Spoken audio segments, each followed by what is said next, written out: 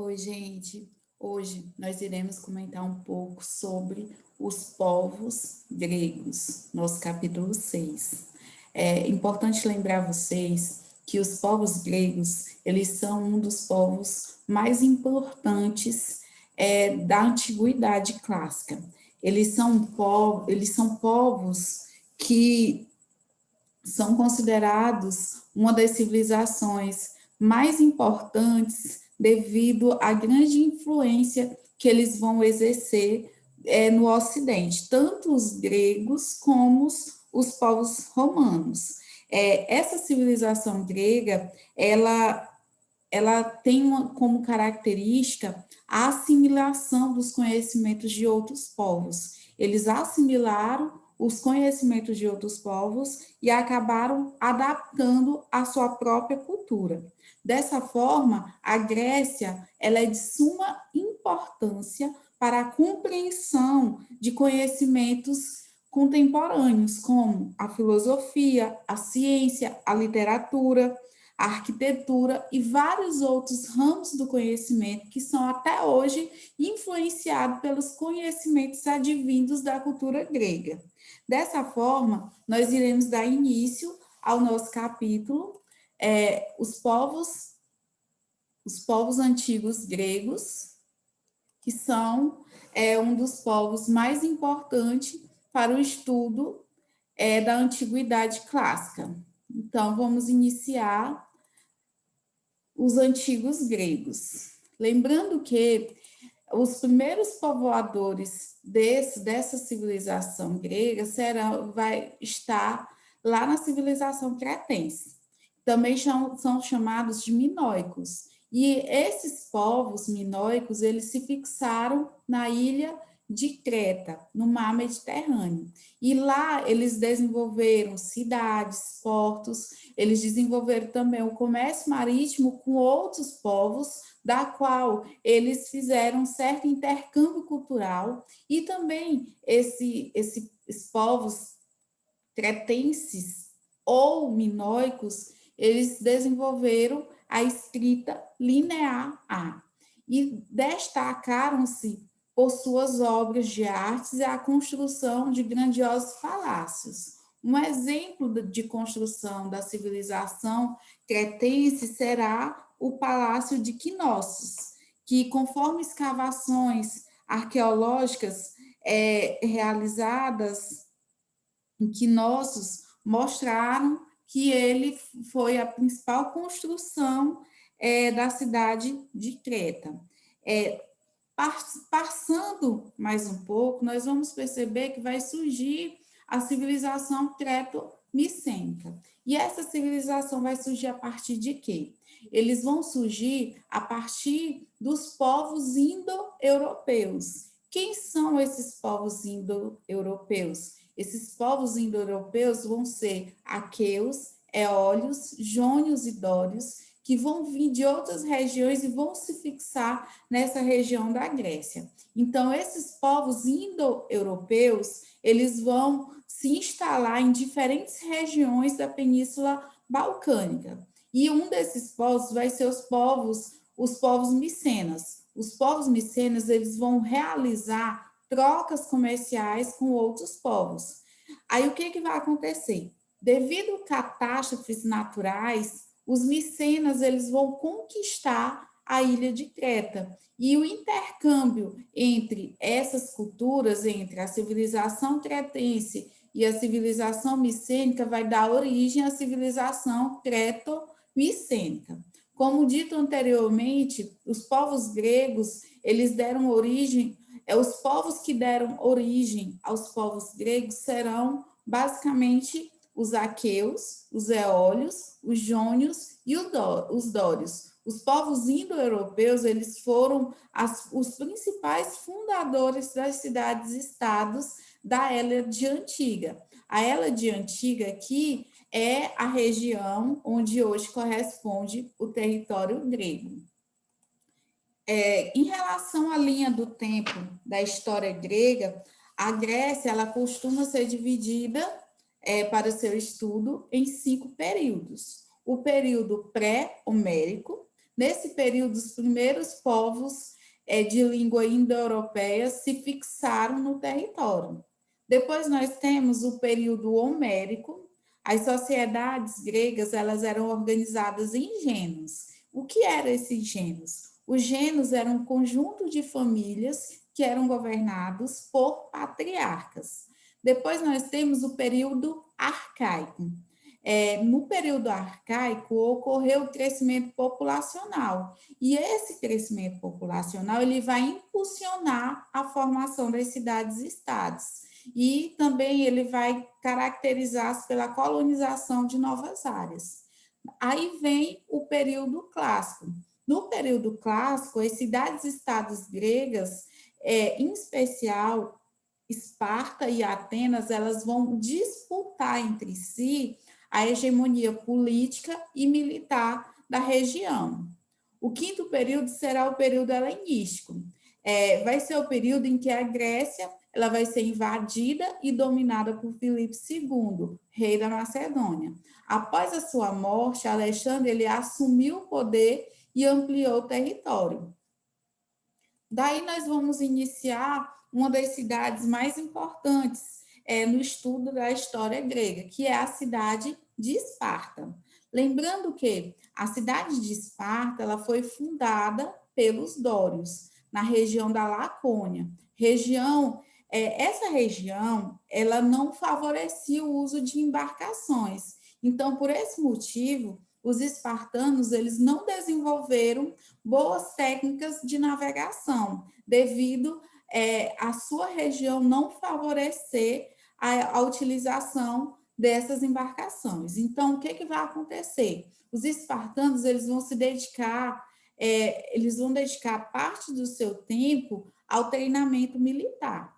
Os espartanos eles vão conquistar e subjugar os povos de toda a região da Lacônia e da Messênia. Então, eles vão ser considerados um dos povos mais guerreiros dessa região. Os espartanos eles dividiam as terras entre si e obrigavam os povos que eram conquistados a continuar na região e a realizar os trabalhos agrícolas para sustentar Espartas. Dentre esses povos, os ilotas, eles representavam a principal força de trabalho nas sociedades espartanas. Já os periecos, eles eram pessoas livres que habitavam as regiões periféricas de Esparta, não tinham direitos políticos e praticavam atividades ligadas ao comércio e ao artesanato.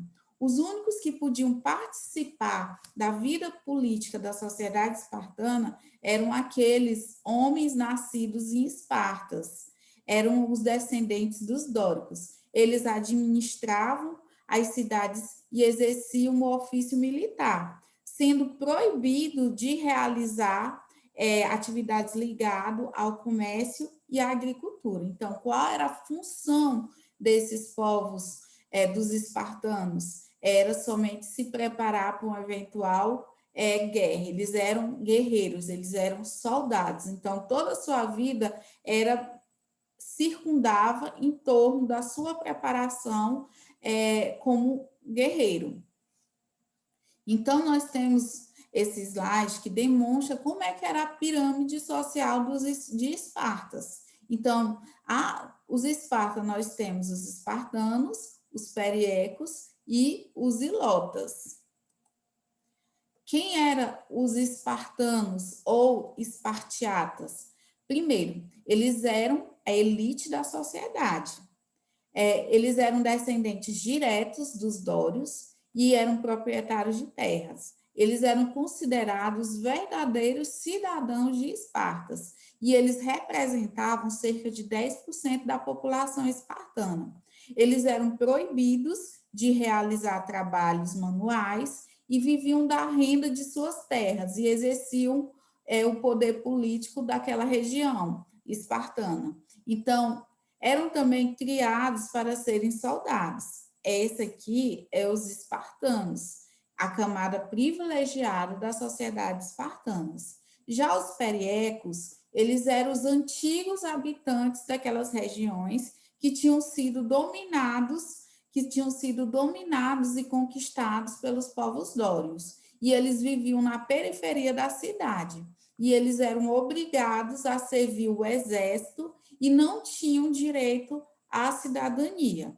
E dedicavam-se ao comércio e a manufaturas. Os ilotas, eles eram os escravos de guerra. Eles trabalhavam nas terras dos espartanos e eles eram obrigados a dar a eles metade de tudo que produzissem. Em relação ao militarismo espartano, nós vamos perceber que o militarismo era uma das características mais marcantes da sociedade espartana. E até completar 60 anos, todos os espartanos eles eram considerados guerreiros. Essa característica ela desenvolveu-se nas guerras de conquistas. Então, nesse período foi implementado um rigoroso sistema para a manutenção das terras conquistadas e a expansão também dos seus territórios. Muitas vezes, os ilotas eles se revoltavam contra o espartano.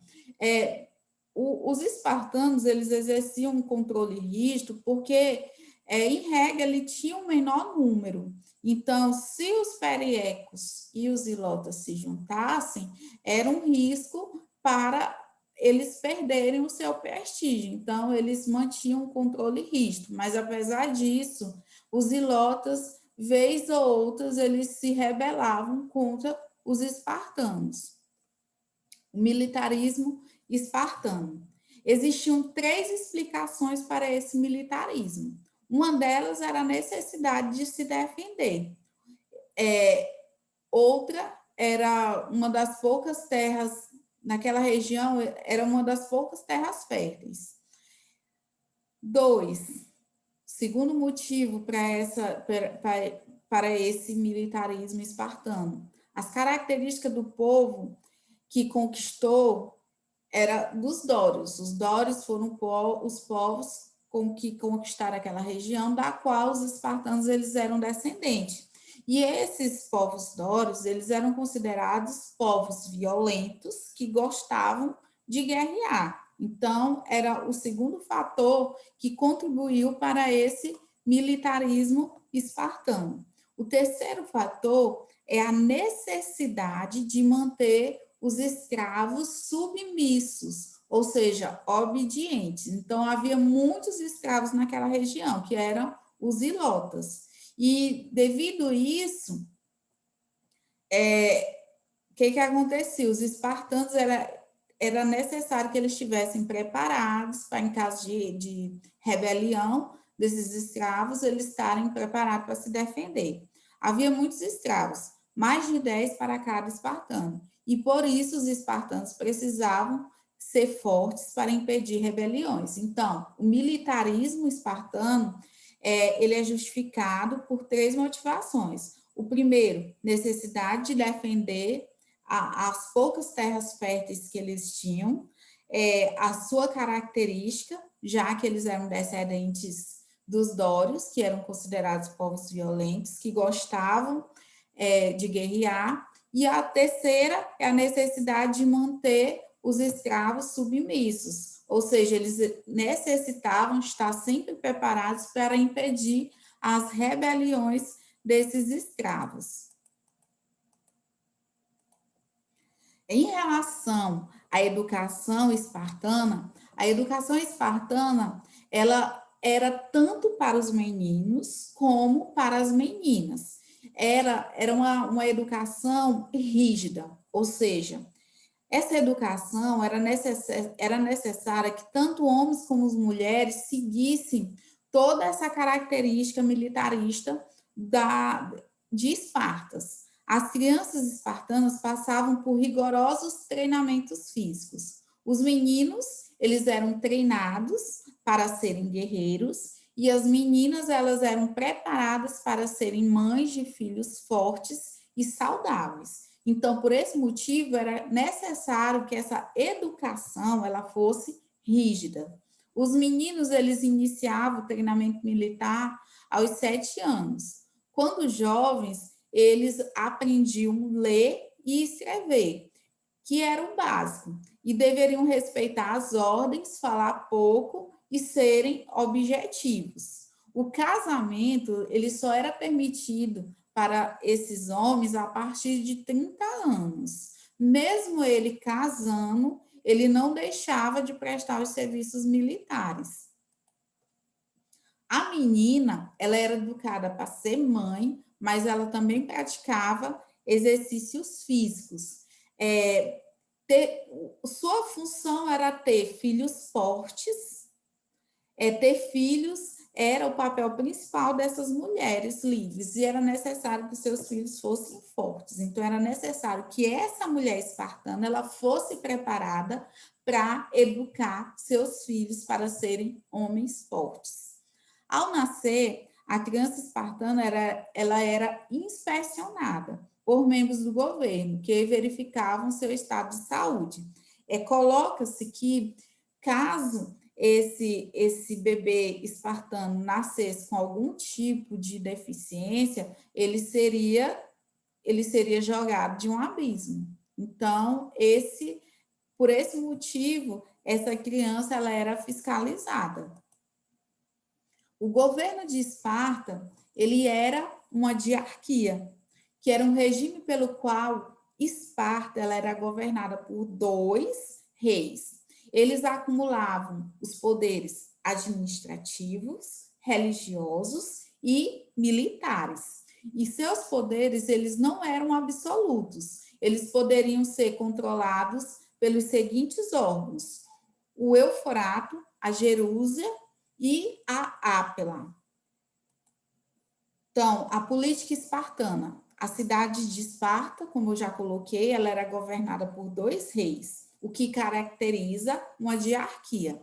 Os reis representavam os interesses da elite espartana. Além dos reis, outras 3 instituições ajudavam a governar Esparta, que era a Ápela, ela era composta por espartanos com mais de 30 anos e elegia os membros da Jerúsia e do Eufrato. A Jerúsia ela era composta pelos espartanos com mais de 60 anos e possuía um poder de criar leis. Já o Eufrato era composto por 5 éforos, que possuíam o dever e a obrigação de fiscalizar as ações dos reis de Esparta. Daí, nós temos a política espartana dando continuidade, o Eufrato, ou Conselho dos 5 éforas, que eram os vigilantes, eles eram o órgão executivo do governo espartano, e ele era responsável pela fiscalização e obediência das leis e da vida econômica dos cidadãos. Então, só recapitulando, Esparta, ela era uma diarquia composta por 2 reis que exerciam as funções religiosas, militares e judiciárias, e também administrativa. A Jerúsia era a Assembleia de Anciões, que elaboravam as leis, composta pelos espartanos com mais de 60 anos, e a Ápila era uma assembleia composta por cidadãos, que eram responsáveis por eleger os membros das Jerúsias e ratificar as suas decisões. Dentro desse aspecto, ocorreu lá na Grécia conflitos com os persas. Então, o que acontecia? A ascensão econômica e cultural da Grécia provocou disputas sobre o controle de rotas comerciais, disputa por mercados e matérias-primas. Com isso, foi originando um conflito, e esse conflito foi chamado de guerras greco-pérsicas, ou guerras médicas, já que os persas também eles eram chamados de medos. Em relação a essas guerras pérsicas, nós temos que esses povos persas também eram chamados de medos. Por esse motivo, também essas guerras greco-pérsicas, elas são chamadas de guerras médicas. E essas guerras médicas, ela foi um conflito entre gregos e persas. Sob o controle de Dário, os persas invadiram e dominaram as cidades helênicas, que eram as cidades gregas, passando a cobrar impostos dos seus habitantes. Em Mileto, o que vai acontecer? A população ela vai se rebelar, ela vai se recusar a pagar impostos. Com isso, vai se enviar peças, e os persas vão invadir a cidade, vão destruir as muralhas, vão matar os habitantes e vão escravizar os habitantes sobreviventes. Isso vai gerar uma indignação lá nas outras cidades gregas. Dessa forma, os habitantes das outras cidades eles vão se rebelar contra os persas e vão dar início a esses conflitos entre gregos e persas. Mesmo enviando exércitos grandiosos, os gregos eles vão conseguir resistir e eles vão afastar a ameaça persa. Então, gente, na aula de hoje nós falamos um pouco sobre os primeiros povoadores da Grécia e nós falamos um pouco sobre a cidade de Esparta, que tem como característica o militarismo, já que eles eram criados desde cedo e criados e educados para serem guerreiros. Nós falamos da política de Esparta, e na próxima aula nós iremos comentar um pouco a respeito sobre Atenas. Então, por hoje é só.